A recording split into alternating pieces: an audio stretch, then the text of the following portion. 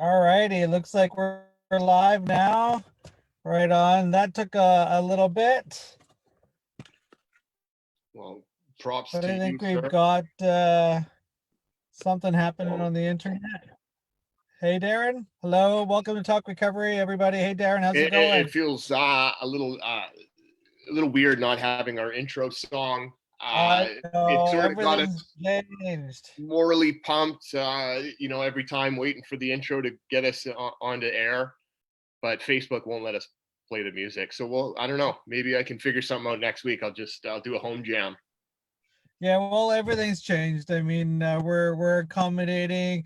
Welcome everyone to Talk Recovery Radio. We usually come live every Thursday noon to 1 o'clock on 100.5 FM, Vancouver Co-op Radio, CFRO. The station is closed right now. It's right in the middle of the downtown east side. They've decided to close the station and play repeats on the radio. Part of radio policies, you can't broadcast live streams on the radio. So if you're listening to us right now on 100.5, you're listening to a repeat show from the past. And we decided we still wanted to bring recovery news out there during this pandemic. So Darren and I are doing Facebook Live videos through Zoom, and we got an awesome guest coming up. Darren, how are you holding up during this pandemic? It's something weird. I'm starting to pull hair out.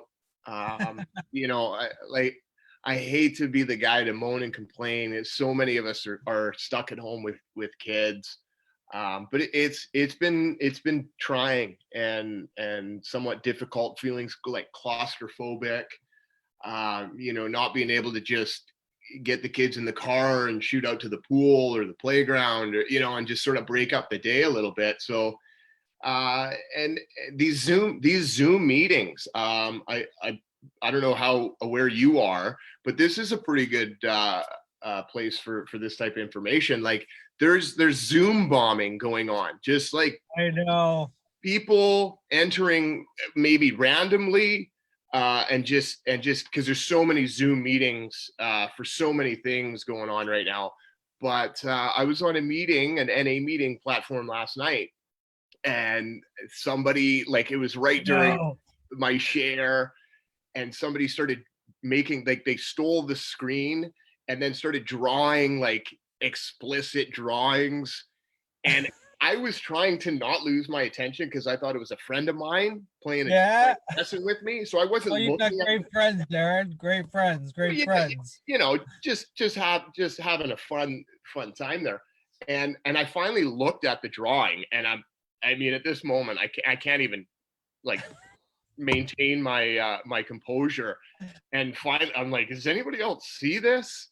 Because I've only done it a couple of times, so I haven't experienced it yet. But supposedly there's people jumping on into meetings and using on video, and so it creates this conflict, like creating passwords and making it More hard for these guys. complicated to get into the meetings. You know, if you're out there and you're But then bombing what does a new 12-step guy do? meetings, yeah, What does a new guy do if he doesn't have a password? You I know, know. it it's a It's really difficult thing. complicated. Yeah. Well, it just shows the level of stupidity that some people have in this world to be bombing 12-step meetings online. But, we've been through a lot. And I, for one, I'm still going to participate in online meetings. And hopefully we can get through this with all this Zoom stuff. But I'm looking forward to going back to and I'm sure not just the 12-step community, all the mutual support groups out there, SMART, Rational Recovery, Life Ring, like all those groups. Like, I'm sure we're all looking forward to getting back together in a space and connecting with each other, people to people. Talk Recovery comes to you every Thursday, noon to 1. It's our 6th season. We've interviewed hundreds of guests. We try to talk about all the pathways to recovery and all the recent issues that have to do with addiction and so forth. And we usually have a guest on the show that's going to talk to us about certain issues, and Darren will be bringing him on in a couple seconds. If you're watching the show on Facebook and you have any comments or questions or want to share some information with us, post a comment in the thread, and we'll see what we can do. Darren, who are we talking recovery with today? Yeah, this is great. Today we get to talk recovery with Dr. Scott Allison. Welcome to the show, Dr. Scott. Oh, let me unmute you, Scott. Sorry about that. There you go. I'm here. Hi, great to see you guys. Thanks for being a part of this. We wanted to get into the topic last week, our first attempt on the Zoom platform. Because this is big. There's a number of people in recovery that have now been told not to go anywhere. You're staying at home, and it changed the identity of what recovery can look like. It changed the definition, with the lack of social interaction for sure, which I think is one of the biggest components to it. But we're getting impatient. We're getting, my word was, sort of a sense of claustrophobia. What is it that we can do that keeps our mindsets on a level playing field and can make us feel that we're doing recovery? Well, that's a great question, because all of us have been thrown out of our routines against our will, kicking and screaming, and there's a lot of uncertainty, and we are creatures of routine and structure, and we're used to doing things our way, and we have our plans for the day, and we need our people and our sponsors and our fellowship, and now we're being told to stay home. And it's especially challenging if we're extroverts. I think the introverts have been waiting for this day their whole lives. Extroverts who really crave adrenaline and interaction and people and a certain amount of friendly chaos, this is challenging. So the way to frame it, I think, is, well, first of all, there's several things you can do. And first of all, you always go back to step one and admitting powerlessness. So this is one of these things we're powerless over. And if we are intent on trying to control the uncontrollable, that's exactly what makes our lives unmanageable. So if we want to avoid unmanageability, we accept the things we cannot change, and we look for the good. So here's another thing that psychology teaches us, and I'm a psychologist, and we know that your mindset matters. The way you mentally frame a situation can make a huge difference on how you feel and how you behave in a healthy way. And so I'm trying to frame this quarantine as an opportunity for stillness, for solitude, for going interior, to do more meditational practices. And I think that it's actually working. This idea of looking at this in a positive way as well. It's happened. Yeah. I have no control over it. So I'm going to let go and let God and trust that I got this. And I've got Zoom, I can text people, I can Zoom people, I can call people, and I can practice being in solitude and getting and doing relaxation and breathing and meditation and mindfulness, which is So very. you created a blog just recently, 7 tips on getting through April's quarantine, because there's just like me, many of my friends and people I talk to on the phone, they're like, holy smokes, another month of this. Like they're saying, for sure a month, maybe even longer. And tips that you've got came out of the Al-Anon world. Can you explain that a bit to me? Yeah, well, I've been a member of Al-Anon for 24 years, and it saved my life. And one of the things we learn in any recovery program, whether it's OA or NA or AA or Al-Anon, is this whole idea about one day at a time, 1 hour at a time, 1 moment at a time. I will get too anxious if I think about the entire month of April. So I just have to live for today and say, what's the next right thing for me to do right now? And for me, it's talking to you guys. But after this meeting is over, the next right thing might be to get some exercise, or to take a nap, or to eat some healthy food, or to read some program literature, or to reach out to my sponsor. So I think looking at the entire month, that can be overwhelming. And so the one day at a time program, just for today, I can be spared. I can be released from the worst of my craziness if I just reduce my world into little bite-sized chunks called hours or one day at a time. Yeah, So go ahead, Darren. I the whole concept around, I mean, I was thinking yesterday, like it's just things have been building up. I got two young children that cannot occupy themselves for a second, without screams coming on or whatnot. And I've been a stay-at-home dad for the last 4 years. So the whole like off work, that didn't, stunt me whatsoever. It was just, now there's just so much lack of options.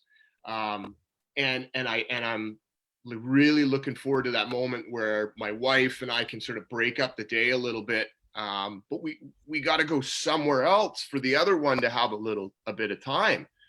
And that time alone, like right now, I just like, I have my mind running with like, what is the most important thing to do? And like, is it meditate? Is it self-reflection? Is it, just laying about and watching TV? And what I'm looking for is what is it that I can define, something that I can say I've done recovery, because that's the part I'm missing most, where, going to meetings, meeting up with the sponsee, those were always things. It's like, I've done recovery today because I did this. And I think it's just really trying to ensure at the end of the day that I've done some form of action recovery, and so what is it okay? Is it still recovery that I sit on the couch and watch Netflix and, not read any NA literature? Like, can I define that in some form as self-care? Yes. I think self-care includes Netflix. Right. Self-care includes giving ourselves permission to be less than the perfect parent, less than the perfect husband or wife. You know how we tend to be too hard on ourselves? And I think now more than ever, the key is to be gentle with ourselves, to be gentle with other people, with our kids, with our spouses, with our roommates.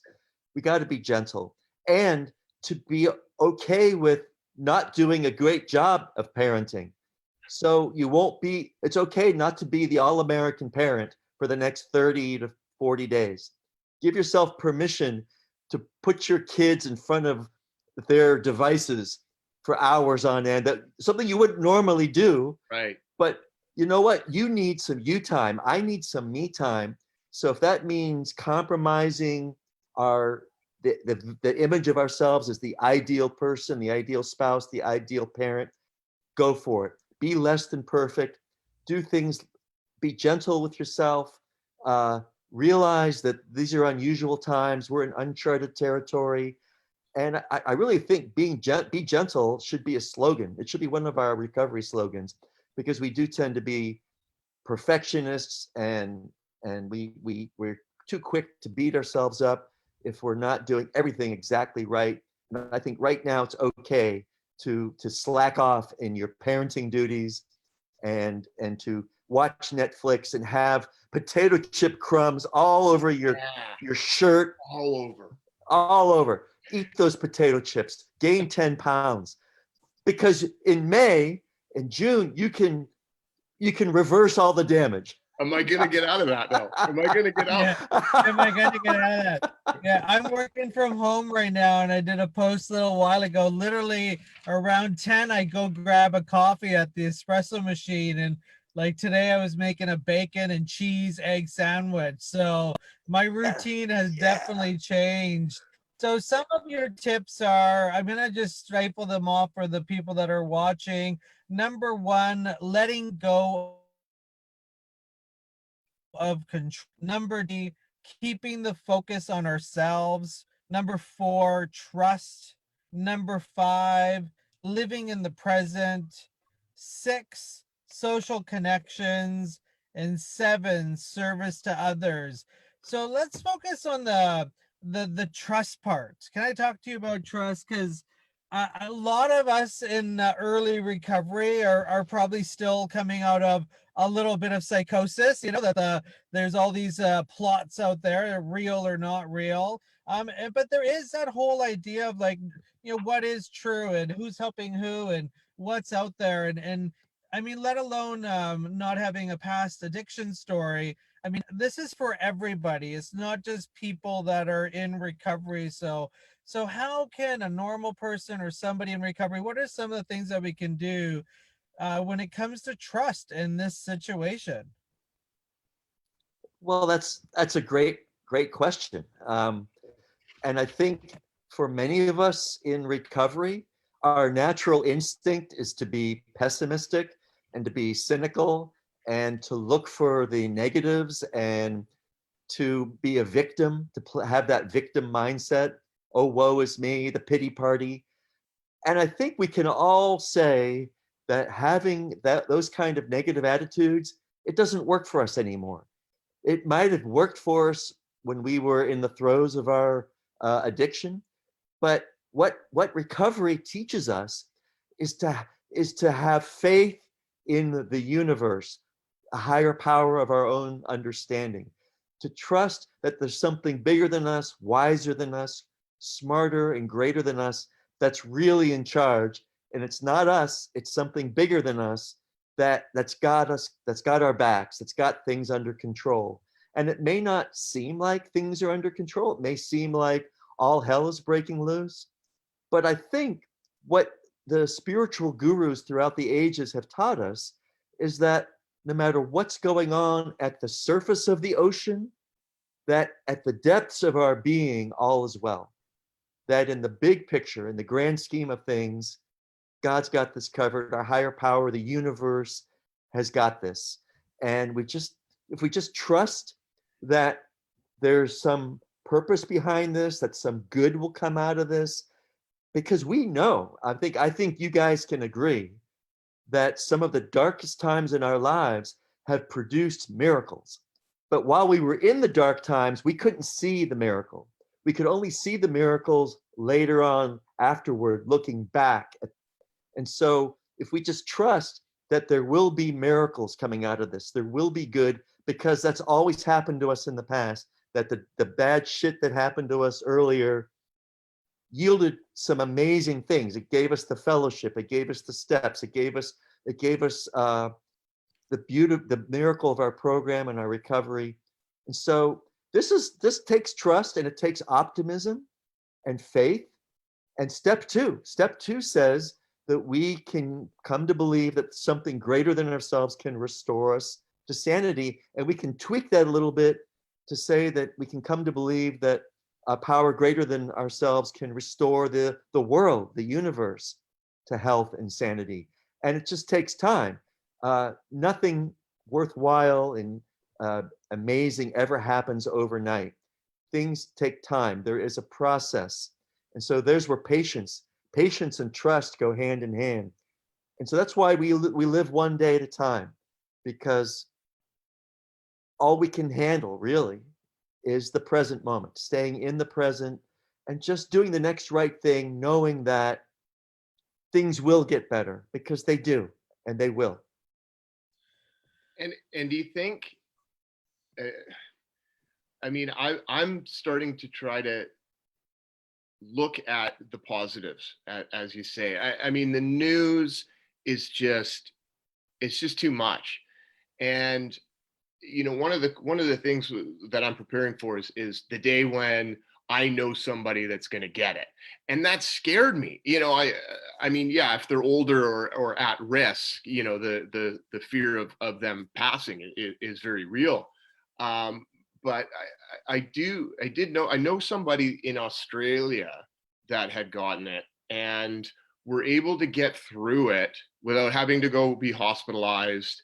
And they self quarantined at home, and they were with their fiance, who at the end of the quarantine was also tested and was tested negative while spending, 16 plus days with someone who had it. And I don't want to minimize the danger of this thing, but it made me feel a little bit of relief, and some of this information that we don't often get. And what I'm noticing is like the globally speaking, like the earth itself is really looking good. I mean, it sort of like makes me realize how insignificant I am when something like this that we've never seen before comes along. And it's like, it almost makes me feel sort of like that this is supposed to happen. This is doing a good thing, globally speaking. And then I feel immediately guilty for having that thought because people are dying. But what's your, like, do we look at it like that? Or do we just try to stay focused on, within our confines of our home and social network? Yeah, I think your attitude is perfect, because we're never going to say that people dying and people suffering is a good thing. But what we can say is that with some certainty, we can say that good will come out of this. The good might be a better preparedness for the next health crisis. The good might be an overhaul of our healthcare system. The good might be this sense that that out of brokenness comes healing. And often we know from post-traumatic growth that when you go through trauma, you end up better off in the long run than you were before the trauma. And so looking at the bright side, and one of the bright sides about the coronavirus is that even if and when we get it, there's a 99% chance we're going to recover from it. Even people with pre-existing conditions are more likely to survive than to die. And those of us who were pretty healthy have a 99% chance of surviving. So, the problem, I think, is if you're like me, you tend to gravitate to news stories. And what do we know about news stories? They tend to become alarmist. They're designed to make people panic and upset. Their ratings are dependent on us being all riled up and upset. And I think our recovery teaches us to pause and to take a breath and to ask God for clarity. Yeah. And to look for questions such as, how important is it? And where do I look for the good? Who are the heroes who are stepping up? And there's so many good news stories of heroes, people on the front lines who are risking their lives to help others. There's so many good stories coming out of this that are uplifting and really speak to the human spirit, the beauty of the human spirit. Yeah. One of our followers, Charlie's saying, I think having trust in our higher power at this moment is most important, having faith. And I think this is, partially what you're talking about is we can be doomsday all day long and how this is the end of the world, but we forget to look around at the people that are going to work, the people that are working in grocery stores, the people that are staying home, and the people that are swallowing the idea that they might not get a paycheck, or they might not have a paycheck in 2 months, or like that is all the good that's going on is people are taking responsibility in this and doing what they can for their community, for their country. And in all those little snippets, we can choose to look at that as a positive, that people are doing their part, or we can just, be blinded to that and be doomsday and everything's gone to hell. I choose to focus on the positive because we have to focus on the positive, Because if we don't, we're never going to get through this. And if we don't focus on the positive and we do get through this, we had missed the whole learning curve, I think. Yes, thank you for saying that. Well said.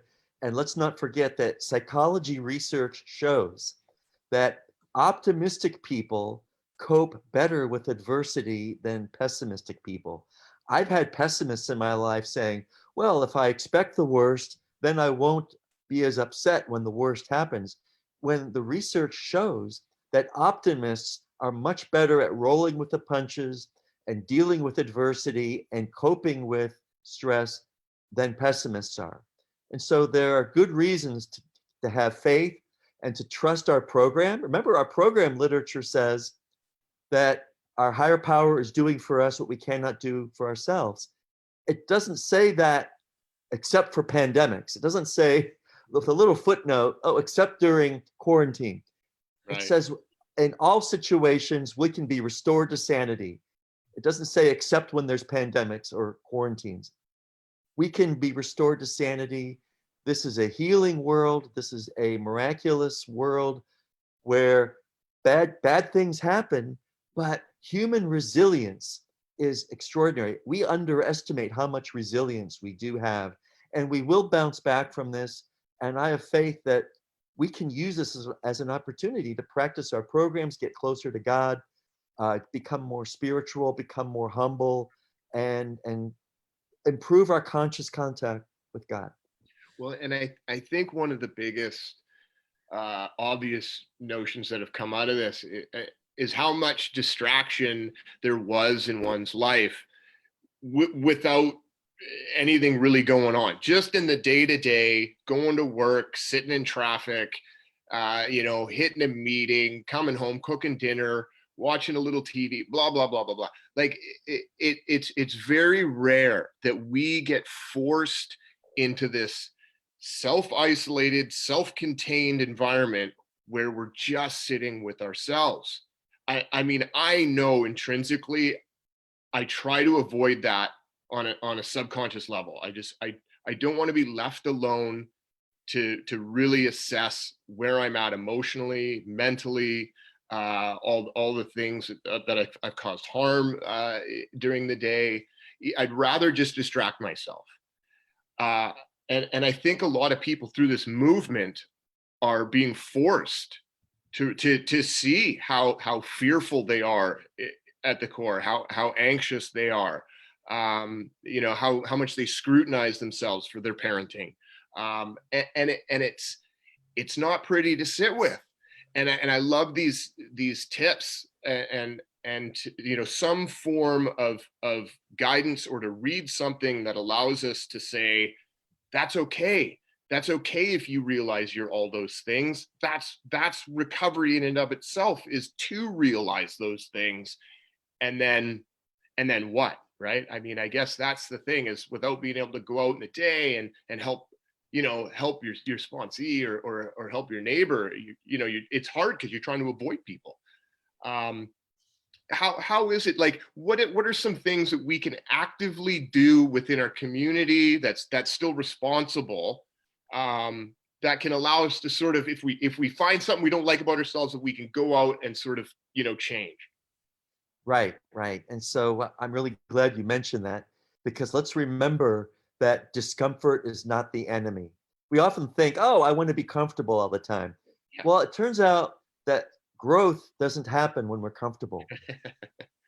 I only grow when I'm thrown out of my comfort zone. Discomfort is not the enemy.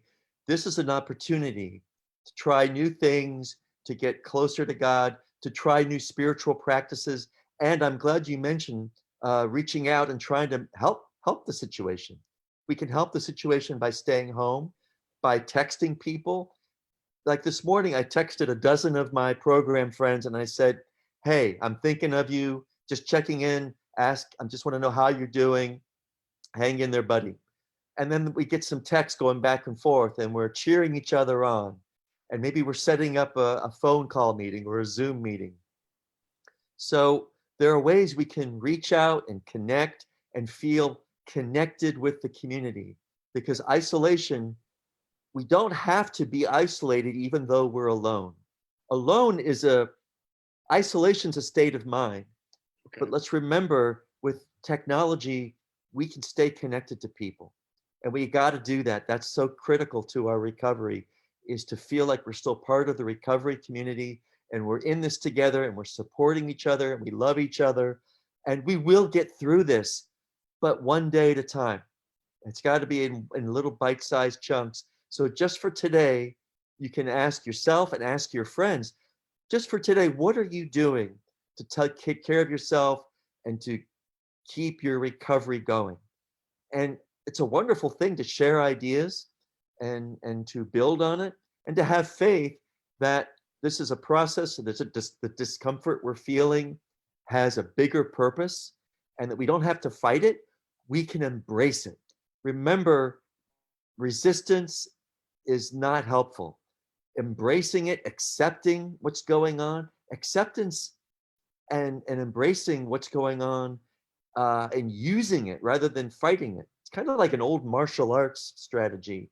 You don't fight the energy, you use it to help yourself in the situation. So I think you guys are asking all the right questions, and the solution is with the higher power. And let's remember to not just place principles above personalities, but to place principles above pandemics.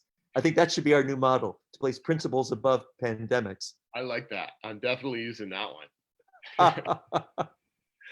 Yeah, it's a tough situation, because I know, even for myself, just, I'm not one for too much politics, but when they start closing businesses down and knowing that the little guy is getting stepped on, or somebody that's just opened up something, and it might not have anything to do with saving people's lives, but there's a livelihood affected, and then we start calling everything that's remaining open essential, and liquor stores are open, and so from a an addict in recovery point of view, it just, it irks me a little bit. But at the other spectrum, I mean, yeah, people that don't have addictions, I mean, it's like me not being able to go to the store and get a bag of chips, to get all over myself. Like, I would be disappointed if I was left to eat carrots and celery. But there is now this big outburst, of certain people that I know that think it's a brutal idea. And the government has also allowed now the distribution of clean heroin in the downtown east side. And it's like, I mean, I that's the other thing, is I've always felt that doing something for the people still suffering was always on my agenda. And now I haven't even been down there in that area, and I've literally stopped thinking about it. And I'm not going to have an opinion on what they're doing, to keep people from, withdrawing all up and down the downtown east side. What's your view on that, as a psychologist, as a member of a 12-step program? So we have to remember, I mean, you're asking some great questions, and we have to remember that some of our defects of character are good qualities taken to an unhealthy extreme. And hearing you talk, and just hearing the compassion you have for people, and you have such a kind heart, and you're worried about people and their well-being, taking that to an extreme will only drive you crazy and cause you to lose your own serenity. So our disease wants us to take our qualities to an extreme. And so the question is, can you be kind-hearted and compassionate and worried about your fellow human being without losing yourself in the process, without losing your recovery, while maintaining your serenity? And so finding a balance between self-care and other care, it's tricky business. And we can easily lose that balance and become either too self-centered or too other-centered.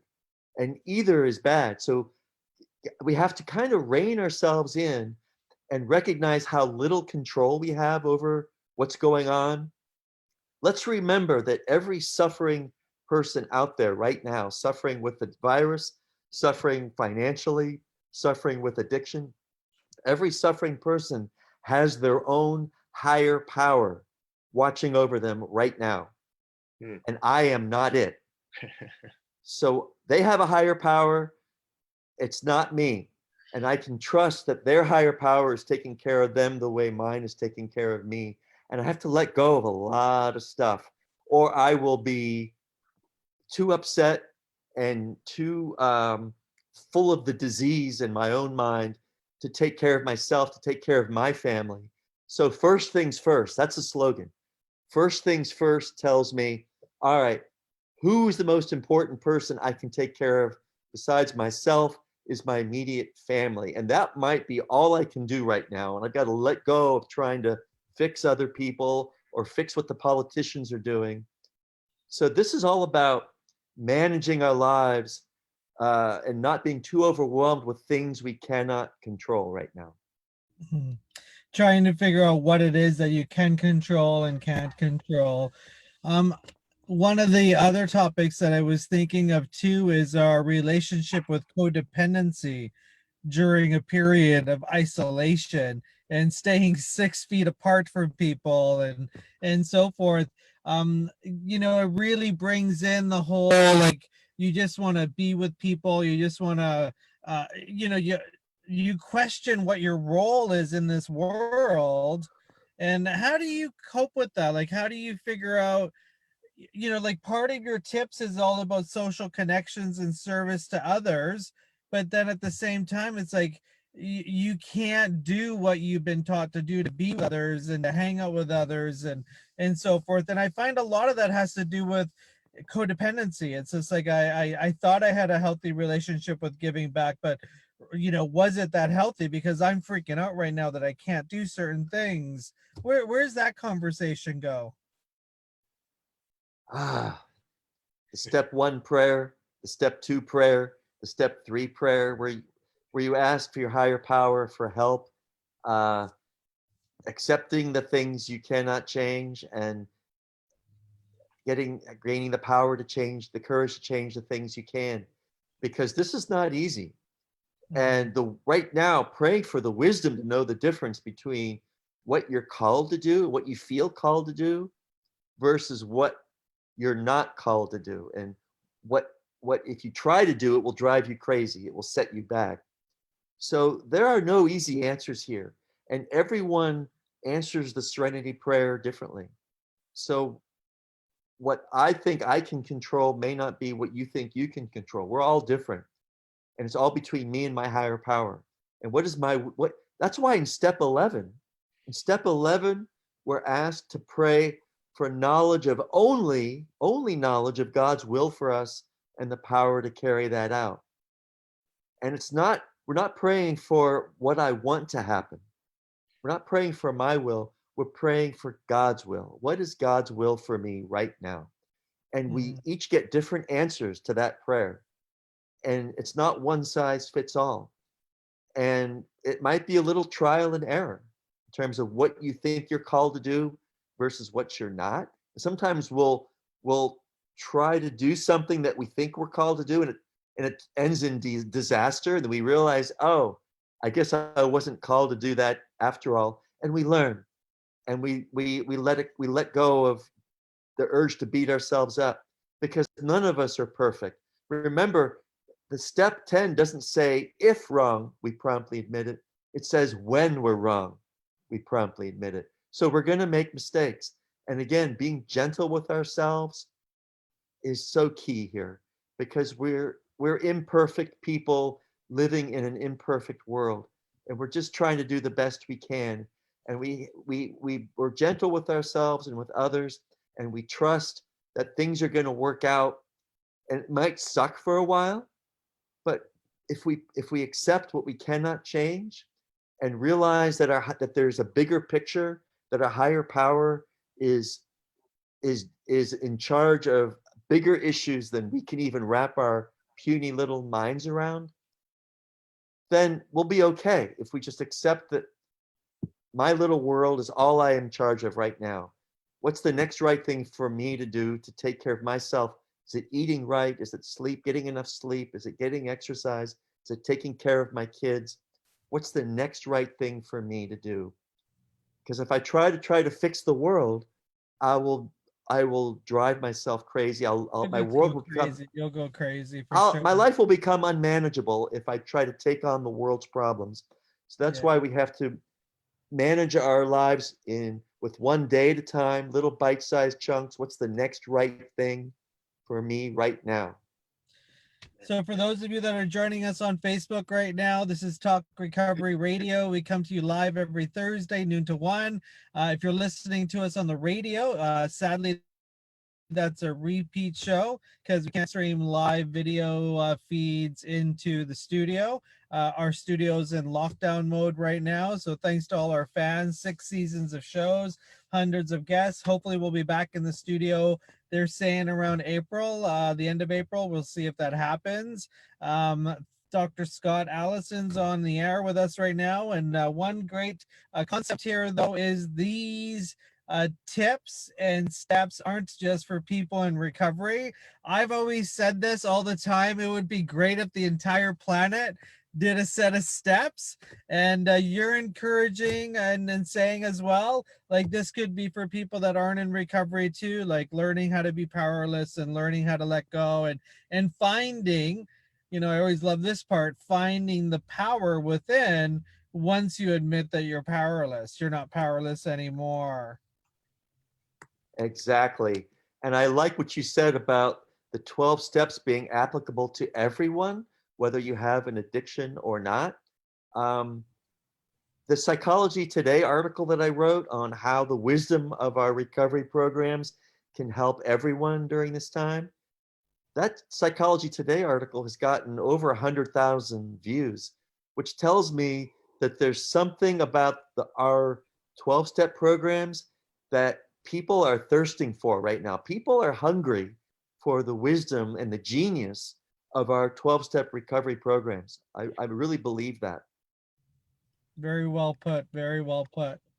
Well, Darren, you got anything else to close this up? I mean, even just hearing Dr. Allison, I don't know, you know, what the background is on how you became involved in Al-Anon, but you really, I mean, anytime we've talked to a doctor that has experiential, you know, opinions and attitudes, it, they I don't know how to say it, but they just sound way more insightful and much more wisdom than just the practical physician, you know, that's, you know, just been through training and whatnot. And I really appreciate, like, I wasn't expecting sort of the conclusion or the theme today of being quote unquote gentle with each other, and yet it just resonates so much with,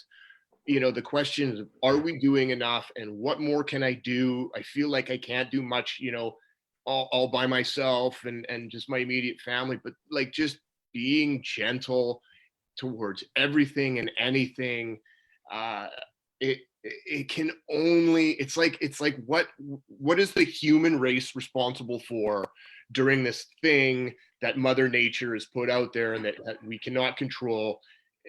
Be gentle rather than argue the politics and I mean, even them for their sake are just trying to do whatever they can do. But I really appreciate the be gentle, and I feel enlightened myself right now. A lot of questions answered, so I hope a lot did for our viewers as well. So thank you very much, Dr. Scott Allison, for coming on the show today. Oh, my pleasure. And thank you. I want to really thank the two of you. The service you provide for people, it's saving lives. And you guys are to be commended for your service to the world right now, because we need people to spread the word. This is our 12th step, carrying the message to others. So thank the two of you very much. Well, thanks for joining us. Really appreciate it, and we're happy to be able to do this. Keep ourselves involved, and talk recovery is near to what very dear to us, and we're really excited to put it on. And also want to just do a little plug there. We also help organize an event called Recovery Capital Conference, and we're trying to get the world to learn about building recovery capital to help overcome addiction. So we'll keep you in the loop with that through emails. Thanks everybody for listening. Talk Recovery Radio is powered by New West Recovery, which is made up of Last Door and Westminster House. So shout out to everybody in New West Recovery. Darren, good to see you. Always a pleasure. Yeah, with this weekly Zoom drop-in is what we're going to be doing for the next couple of weeks. I mean, if it wasn't for Dr. Allison's response right there, it just seems like I'm sitting at my table talking to Giuseppe. But I have to modestly know that yeah, people are watching this, and they need to just have this hour of a topic they can relate to, and especially like I said, insight into just you're doing okay, and we're all doing okay. And help who you can. So for those of you watching us, we've got the 7 tips on the thread here. So take a look at them. We'll be reposting Dr. Allison's blog with more details about the 7 tips. But hey, let's add an 8th one. Be gentle. Amen, brother. Amen. Okay. Thanks for tuning in, everybody. Have a great day. We usually have awesome music, but this is Facebook. We can't play music, so we'll have to just do a wave. See y'all later, everybody. Thank you. Bye, Thank Darren. you.